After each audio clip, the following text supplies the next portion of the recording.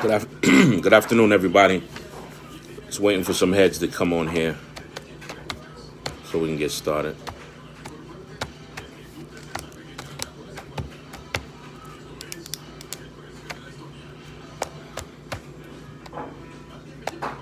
What's up, Cato? How's everything? What's up, everybody? What's up, Lewis? Everything is okay.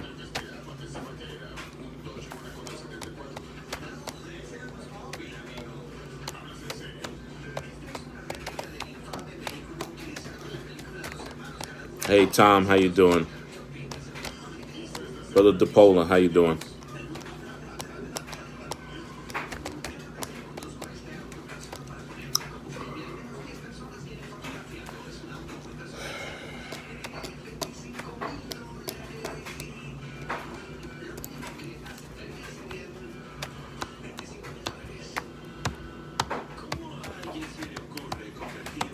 Hey, Brother Randy, what's up?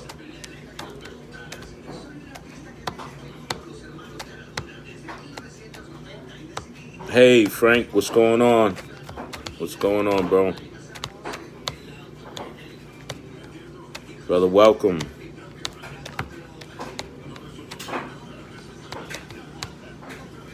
What's going on, Greg Centron? All right. Hey, Monica, how you doing? Doing good work out there, Monica. Thank you for all you're doing.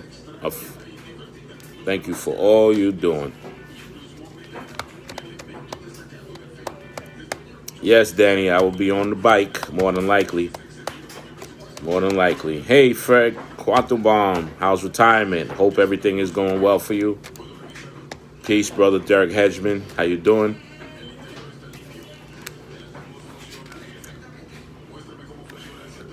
Pacheco, good evening. Rich Richards, good evening. Let's get started. So I'm just going to go into the statistics that was given on the conference call on Wednesday. This is based on Wednesday's numbers. So the statistics as of Wednesday was in the Department of Buses, we got 1,289 positive COVID. We have 1,087 who have returned to work. Total quarantine is 2,120, of which 1,969 have returned to work. All right. There's 151 people who are currently out on COVID. And we have a total of 3,056 who have returned to work from combination of COVID or quarantine. Of the entire time period, that is. The Department of Buses also has been keeping an eye on the changes in the employees reporting positives. So as of I want to say as of Wednesday into Tuesday, there was a report of one positive in the Department of Buses. All right. The statistics in the workforce last year in 2019, there was 1,511 cumulative absences during the same time period last year across the system. This year in 2020, we are 1,508. So we are basically right in line with 2019 numbers. Active employee absences have been 893 absences versus 595 this year.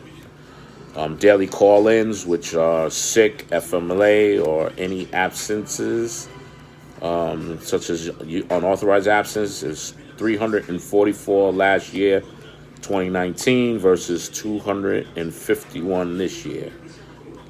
All right. Keeping an eye on the numbers. All numbers are trending in the right direction as we look to reopen next week. EPSLA numbers. This is a number that was requested. In the Department of Buses, we have 60 EPSLA requests for childcare. That's according to according to the numbers that they gave us. All right. Starting Monday, and by the way, as you see, no matter what's going on, the Transit Authority is paying diligent attention to trending numbers. So you got to be very mindful of that. You know, they have a numbers guy, and they're always watching those numbers. I'm just basically relaying the information that comes across these calls. Starting Monday, many of you know this already because we done told the chairman to let everybody know. 6/8/2020, we will be running a school close schedule in Manhattan. We'll be running a school close with some curtailments, a percentage of curtailments. So it's going to be a little bit more than the school close. And in the Bronx, the same thing will be happening. So about 20 to 25% of the runs will still be redlined while we're running a weekday school close. When we go back to regular service, road control we'll have to check all the relief points to make sure the restrooms are adequate, clean, and available for us. Also, food stores, gotta make sure food stores are open so operators can eat. And lastly, they will check the swing buses and make sure that we can have swing buses that are available to be dispersed for the operator's safety. All right. Protesting issues. Now, operators coming to and from work. Craig Scipiano reached out to NYPD to all MTA employees to show their passes so they can break curfew to get to and from work. This is also for the Bridge and Tunnel Authority as well as MTA police. So when you make sure that you have your ID during these curfew hours so you can travel without any problems. Throughout the city, express bus service was suspended downtown and other isolated areas for safety of employees and equipment and passengers. The transporting of arrested protesters.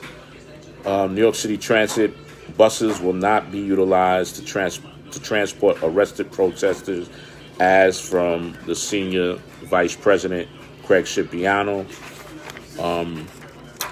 Denial to the NYPD due to the concerns of safety to the bus operators and the retaliation or the possible retaliation of the same. As far as temperature testing is concerned, we're still waiting for guidance from MTA headquarters, so nothing new as of yet. On the call, the ATU unions were asking for good faith from Craig Scipiano in their contract negotiations. However, the conference call, it was said that the conference call would not be the platform for it. Craig Scipiano will get involved in impact bargaining, but doesn't want to lose the value of the information sharing from the conference calls. That's what came back from management on that end. Now, getting into, and I'm gonna a lot of your questions. Being that they're so quick, just give me a chance. I'll answer them offline if I can. I just want to go through my agenda here. As far, I saw a question by Bruce. Bruce, let me try and find this question real quick and see if I can answer it. Where you at, Bruce? I know I saw something flash up from you. Okay, Bruce, does that mean we're back on our regular pick work, or we still fall off extra list? So Bruce, we're gonna be doing a fall off list, and the reason why we're gonna do a fall off list is because the way the schedule is gonna be the way the schedule is. You're still gonna have people who can be excused for their cycle of being excused with pay, and in order for us to do that and make it fair, we have to make it a fall-off list, because if we don't do a fall-off list, everybody will be on the same work, and it'll be the same people getting off all the time. So we have to do a fall-off list in order to make it fair. So that's the way that we decided to make it work. And this way everybody can still get excused fairly. All right. Now, there are many things occurring that have made me take a second look at people. Got to be honest with you. One such thing is the politics and who's playing the pandemic piano. The politics have run so deep that all I can do is shake my head, man. And I'm pretty sure a lot of y'all gonna shake your head too, seeing what's going on. There are a bunch of narratives out here, but the one that I will address today is what is the meaning of supporting the police versus protecting against police brutality. Now, why some responses sound like covert racism as a union, as a union membership, there's a lot of support for police tactics. Now, I think society makes an assumption based off of media that what you see in media is what people perceive as the truth, right? And I'm telling you, it's not that way. So what you see in the media makes you develop an opinion on a class of people, and it's not right. So some of the responses sound like covert racism, and I can't even be in denial about that. You gotta talk what the truth is, and that is the truth. We have a lot of racial people within our mix.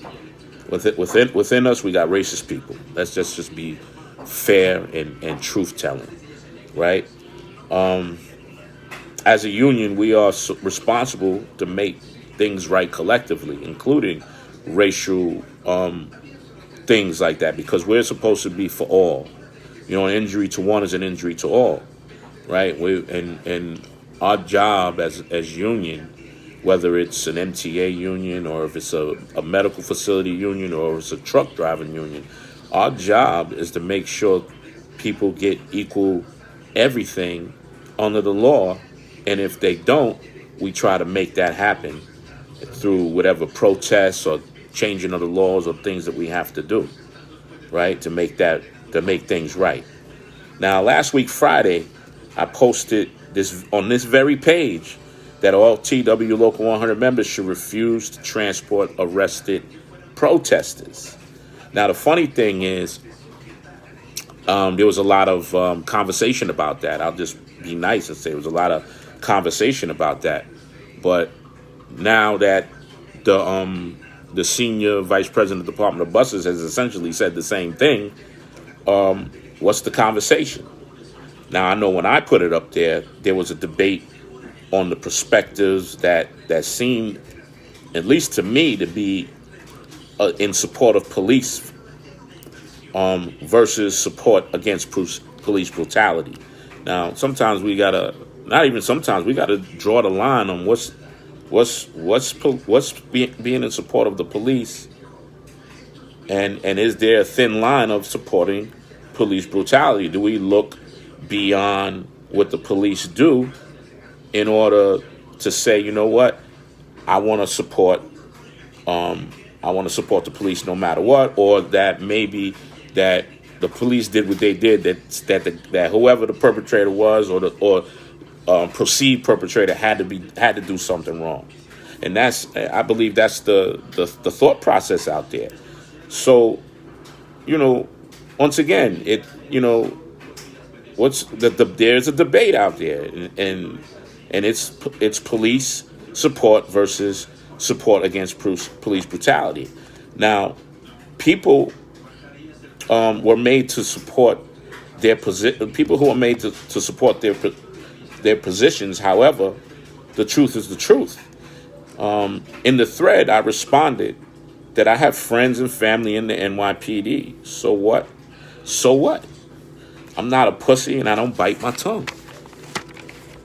That's what makes me different from everybody else. I'll call out the bullshit.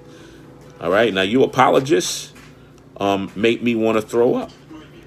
People are worried about getting a break from the police.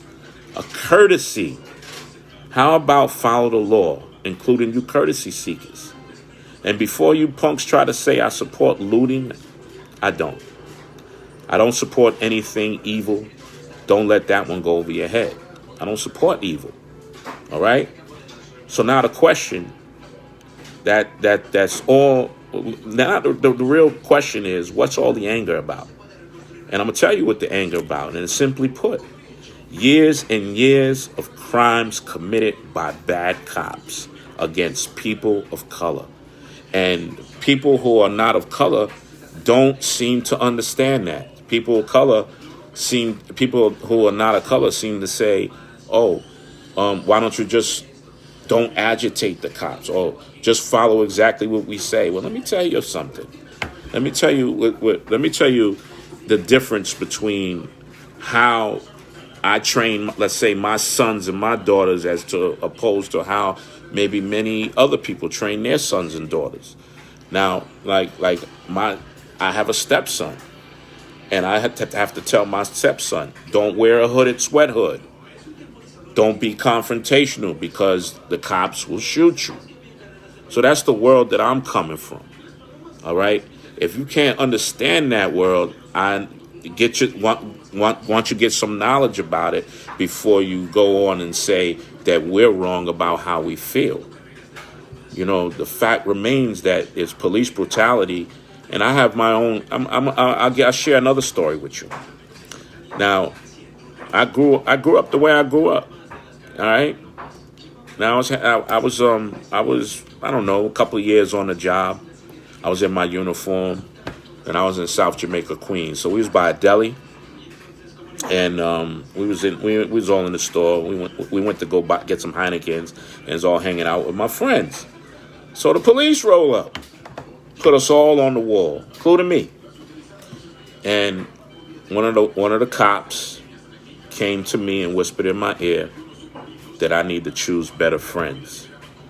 Now, why would he say that to me? How does he know who my friends are and how good or bad my friends are? Why would he say that to me? So this is years and years of this type of attitude. But a lot of my white brothers and white sisters don't understand is that there's a lot of times that blacks get picked up off the street and for crimes they didn't commit. They get their ass beat by the cop's nightstick and thrown out. And some of us accept that in lieu of going to jail. But it's also a true statement what I'm telling you. These things have occurred. Now, I'm not expecting you to go do your homework on that. But when you look at the protesting out there, when you look at all the angry people out there, and trust me, you got people who are angry, and you do have people out there who are agitated. All right? And if you look on social media, and I'm pretty sure everybody here, you're on Facebook, you're on some type of social media, and they got pictures of an agitator where they can show he was a cop. He had a bulletproof vest on underneath his clothes. He had handcuffs in his pocket, and he was just in plain clothes, but he was one of the agitators. So you got to be careful of who's the real agitator, who's really causing the ruckus out there. Might be the law enforcement that's out there supposedly to create law and order. There's maybe a push for some type of martial law. I don't know. I'm just talking here, but there's things into play that we have to really watch and be mindful of and be careful. All right, and lastly, before I go, and I'm gonna answer the questions offline. You know, I'm surprised at the politics that's really being played and the narratives that's being pushed during this whole pandemic stuff, man. It makes me want to puke and throw up. You know, we're supposed to be about people. Let's be about the people, not about the damn politics. And with that, I want to close. I want to shout out brother Derek Hedgman. Peace, brother. I see you out there I've been in conversations with traffic checking. We're about to do a pick. There was some concern about the pick, and then there was an agreement to keep RDOs the same as of last pick, so everything could run seamlessly. Consuela will talk to you guys more about that. And in closing, I just want to still wish y'all all to be safe and just don't do anything that's going to get you into any serious troubles. Now is a fragile time, and I just want to be safe. I love all you guys. Be safe with all my heart. And I'm going to go offline, and I'll answer anything that you have offline. Be safe, everyone.